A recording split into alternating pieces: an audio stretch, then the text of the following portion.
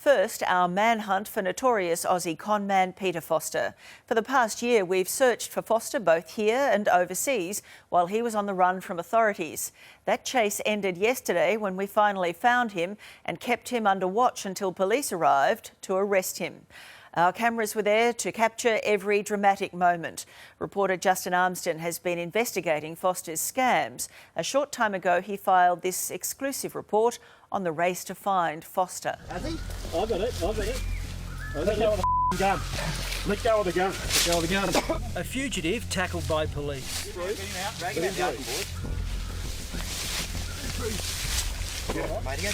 Go on your side, Peter Foster.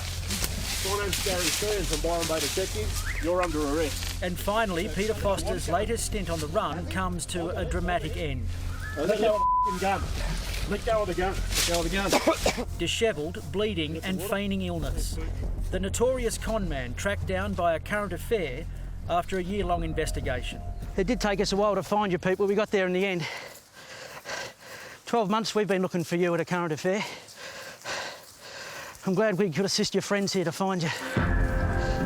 Our surveillance leading New South Wales Police to the man who was wanted by federal authorities and Interpol.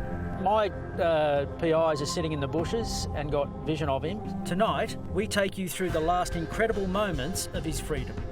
Yep, I'm going. Peter Foster, how are you? How are we, boys? Peter Nolan, how are you? We also walk you through Foster's hideout on the outskirts of Byron Bay, show you his room and his office complete with a myriad of computers, effectively master control for his latest scam. This is obviously where Peter's been hiding out for a while. He's been exercising on his machine there. This is obviously also, boys, where Sports Trading Club's been operating from, which is the scam that Peter's been operating while he's been out of jail. And we expose this man, career criminal Peter Nolan, who helped Foster stay free. You've been harbouring a fugitive, haven't you, Peter? What's in the door there? Come on, show us. Hey, what are you doing? I'm coming in to see Peter Foster, mate. We've been filming you from over here. How are you, Peter? How's Sports Trading Club going? Yes, we have. Nice little operation you set up while you're out of jail. We'll reveal the latest con set up by Foster while he was on the run. It's too stupid for words to even try and defend. The voice recordings that prove he was behind a Ponzi scheme called Sports Trading Club. It's a classic example of law enforcement failing to protect the public, because they've allowed a man here, a convicted fraudster. He should have been jailed right in the beginning when the SensorSlim case was exposed. A scam that raked in more than $10 million for Foster in the last few months alone and allowed him to splash out on a luxury yacht. Hundreds of Australian families have been conned and lost a fortune. Hey, Peter, we got your voice recorders pretending to be Mark Hughes from Sports Trading Club. It's unmistakable. A lot of equipment in that house, Peter. A lot of computer equipment to set up Sports Trading Club in the house you were hiding out in. Where does it hurt? Clearly, Peter's not in a good way, so I might just hold off on our questions. There'll be a lot more questions coming Peter's way in the near future, I'd say. Finding Foster, how a current affair put him away. And that is Peter Foster under arrest finally after 12 months. Took a while, but that's the end of him for a good long time, you'd have to think. In a moment of madness, 52-year-old Foster reaches for a detective's gun. He's got a water gun. Has he? I got it. Let go of the gun. Let go of the gun. Let go of the gun. I'm out. You got it? A desperate lunge from a career criminal who knew jail time was once again just a few steps away.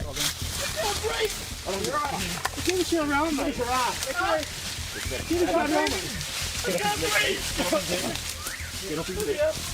Let him breathe. Drag him out, boys. Get out. Get out of the gun. You're right. Get on your side. Mate, you got something holding. Go on your side, Peter. Peter, go on your side. Give him the radio. Call him the ambulance. Radio's got a radio. Just in case. You got it? Peter, just put your arm Can't up. breathe! We understand that.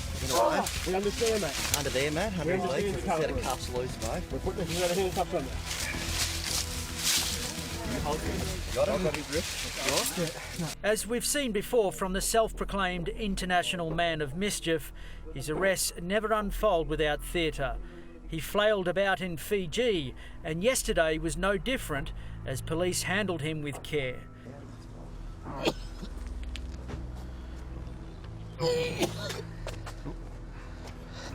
Peter, sit up, mate. Sit up, please. Or either that or go down on your bum. Roll over on your bum.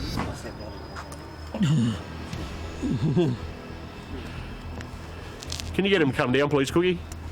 Easy. Mate, here they are. One more. Roll over on your bum, mate. Hey guys. G'day, fellas, how are you? This is Mr. Foster. He's approximately 55, 60 years of age. Just been arrested when he ran, and we had a fair sort of tussle with him. He's complaining of shortness of breath, and a couple of minutes ago he complained of having some pain. He didn't say whether it was chest or not. Okay. They know what's best for you. Just try and slow your breathing down for me, mate.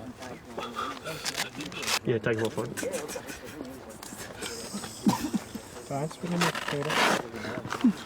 Just relax, Peter. Just relax.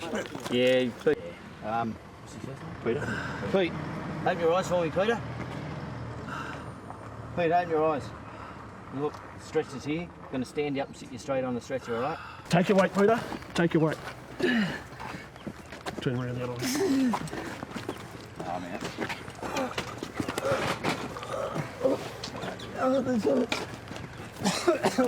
Where does it hurt? Despite the drama, doctors later gave Foster a clean bill of health. Foster had been on the run since September last year after he failed to appear in Brisbane's federal court to be sentenced for contempt of court. They were charges that followed his involvement in yet another slimming scam called SensorSlim. This was Foster just a few months before he went on the run. So I do such a good job of exposing you. I got you on SensorSlim, and now I've got you on spoilerlist.com. I'm going to be vindicated in the federal court. At one point earlier in the year, the serial liar tried to tell Australian media he had fled to Fiji, sending photos complete with a Fiji water bottle. But the whole time, he was in northern New South Wales. And yesterday, we were there again, putting an end to his freedom. Peter Foster's been on the run for nearly 12 months, and this is where it ends, on the outskirts of Byron Bay. Under the strain of detectives and uniformed officers, Australia's most notorious conman had nowhere to go. Yeah? You got some water? Thanks, Pete. Just moments before, Foster dashed from his hideout as we came knocking. Peter Foster, how are you? How are we, boys? Peter Nolan, how are you? Come on, mate, open the door. Hey, how are you? How's Peter Foster going? I've got no idea. How's Sports Trading Club going? Peter, where are you? You've been harbouring a fugitive, haven't you, Peter? What's in the door there? Come on, show us. What are you doing? I'm coming in to see Peter Foster, mate. At first, we thought he was hiding inside the 5-bedroom luxury home, a rental property that cost $1,400 a week. Foster rented the house using a fake name and had paid 6 months' rent in advance. He probably used the same money from the investors to actually rent the home. His trusted aide, Peter Nolan, a man with a long criminal history, wasn't willing to give up Foster. Is he upstairs, is he? Peter! How are you? Excuse me, can you please come back here? Peter Foster. Excuse me. This is obviously where Peter's been hiding out for a while. I saw him run through there in his white top. No. Yeah, I did. We got vision. We've been watching from the bush over there. Foster fled the house from us, but he didn't know police were outside waiting and ready to pounce. Our tip-off led them to Magnolia Place in Newingsdale. Mate, Nev's got vision of the bloke's got Foster sitting out the back. He's sighted him, mate. He's got vision of it on his handy cam. He's got long hair and a beard, so it's now confirmed that he's there. With the help of private detective Ken Gamble, we'd been watching Foster for several days. You can see him here casually walking around the back of the house without a care in the world. Little did he know his arrest was imminent. Let go of the gun. Let go of the gun. Let go of the gun. It's certainly one of the most spectacular arrests that I have seen in my 27 years. Mate, what we might just do is have a quick check of your pockets, all right? Understand that? You're right. Nothing on this side. Sit down, mate. Sit down. Nice. Just sit down. Okay. You sure? Just get the ambulance check here. Make sure you're all right. It was a great feeling to see him finally caught because, you know, he's been just incredibly despicable with the way that he has stolen money off so many people. So you're sitting down or standing up? No wandering around. You've already run once, you're not going to do it again. The police, whether it's in Fiji, Vanuatu or Byron Bay, Pete always does a runner and ends up in such a sorry state. He's going to have a good few years in jail to recover from this little run, I tell you. Our investigation can now reveal the true reason why Foster wanted to stay out of jail. He was raking in millions of dollars from a Ponzi scheme called Sports Trading Club, effectively telling investors he could make them a fortune through sports gambling. It's to be a company that's involved in online sports trading, that is trading money on the winning and losing side of the sports markets. They call it sports prediction. And it's a company that's operated for some time, and it set out to raise $10 million from investors so that that money could be pooled together and put into a trading pod in order to to bet on major sporting games around the world. Peter, how's Sports Trading Club going? Nice little operation you set up while you're out of jail.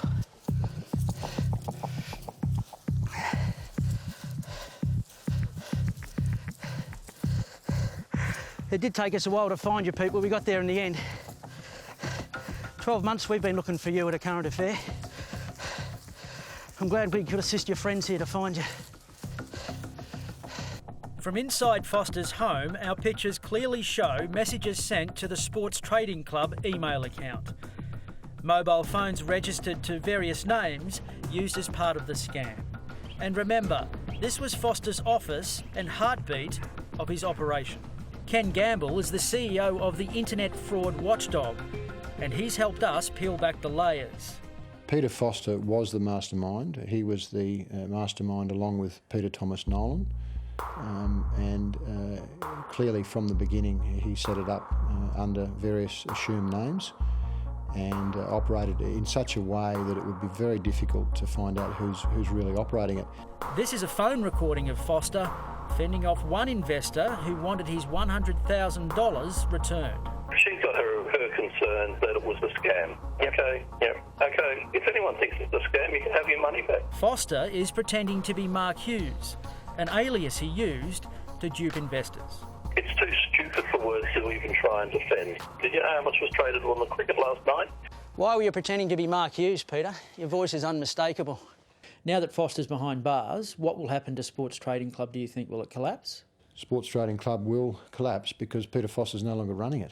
And as we witnessed when we went into the house yesterday, he was running it from an office inside that home.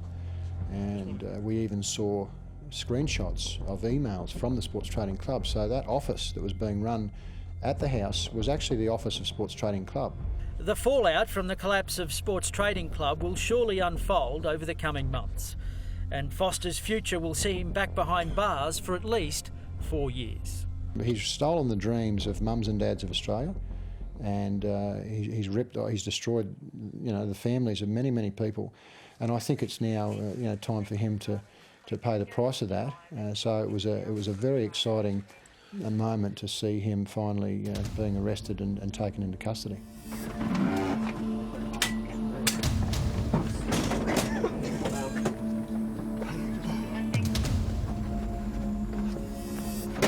Take care, Pete.